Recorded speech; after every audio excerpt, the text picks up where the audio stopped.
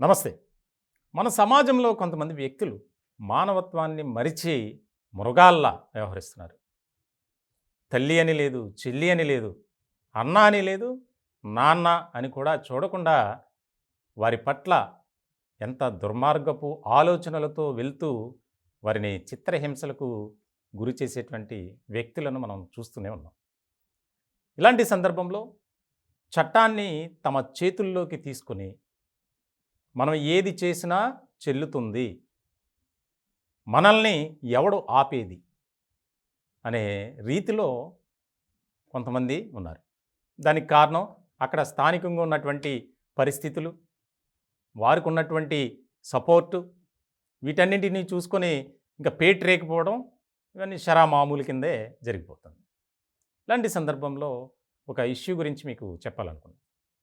వాస్తవానికి అది అంటే మానవత్వాన్ని మరిచి అతను ఏ రకమైనటువంటి వైఖరితో వ్యవహరించాడు అనేది ఇక్కడ కీలకం. ఒక వ్యక్తి 5,000 రూపాయలు అప్పు తీసుకున్నాడు ఒకరి దగ్గర, వడ్డీ వ్యాపారి దగ్గర.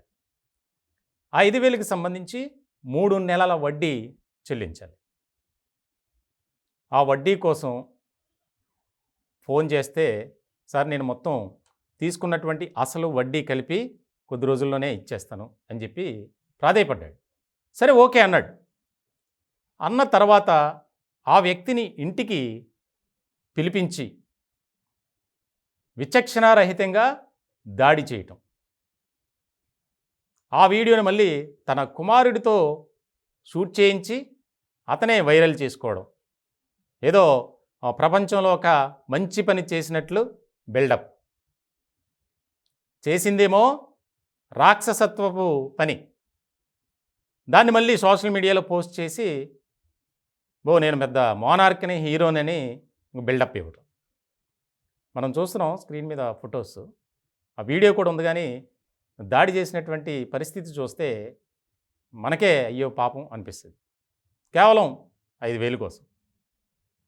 అంటే ఏ రకమైనటువంటి వ్యవహార శైలితో ఉన్నారు అనేది ఇక్కడ మనం అర్థం చేసుకోవాలి. దీనికి సంబంధించి ముఖ్యంగా రంగారెడ్డి జిల్లా వికారాబాద్ మండలం తాండూరులో ఆటో డ్రైవర్ బాలయ్య, అతను అవసరాల నిమిత్తం అక్కడ స్థానికంగా ఉన్నటువంటి వడ్డీ వ్యాపారి రవి, అతని దగ్గర నుంచి 5,000 తీసుకున్నాడు. ప్రతి నెల వడ్డీ కడుతున్నాడు. కొంత పెండింగ్ అయింది. సార్ నేను సరైనటువంటి కిరాయిలు లేవు, నేను కడతాను, కొద్దిగా మా మదర్కి కూడా ఇబ్బందికరంగా ఉంటే హాస్పిటల్ తీసుకెళ్ళాను, దానికోసం డబ్బులు అయినాయి, నేను వడ్డీ అసలు మొత్తం కట్టేస్తాను, నాకు టైం ఏమన్నాడు. సరే అన్నాడు.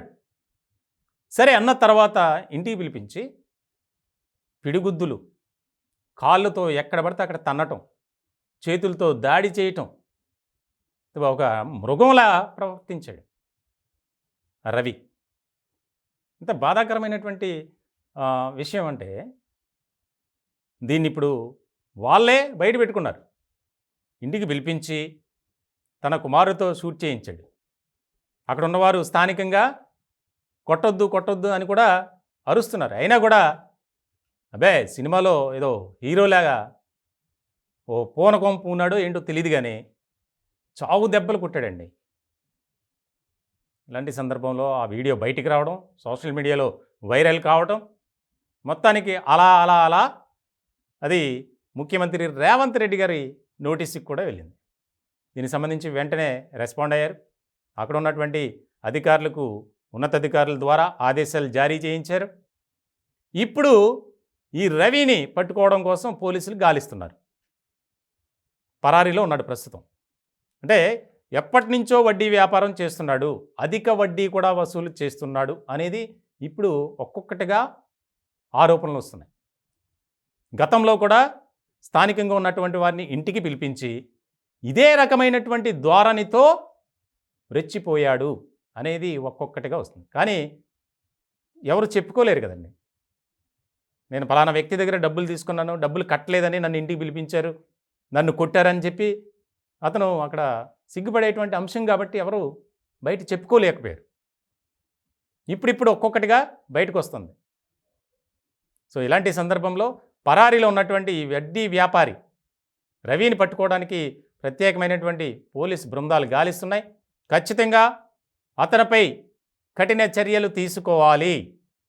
మరెవ్వరు కూడా ఇలా దాడులు చేయకూడదు. డబ్బులు ఎక్కువ ఉండి ఎవరు వడ్డీకి తీసుకోరుగా. తన అవసరాల నిమిత్తం తీసుకున్నాడు, ప్రాధేయపడ్డాడు.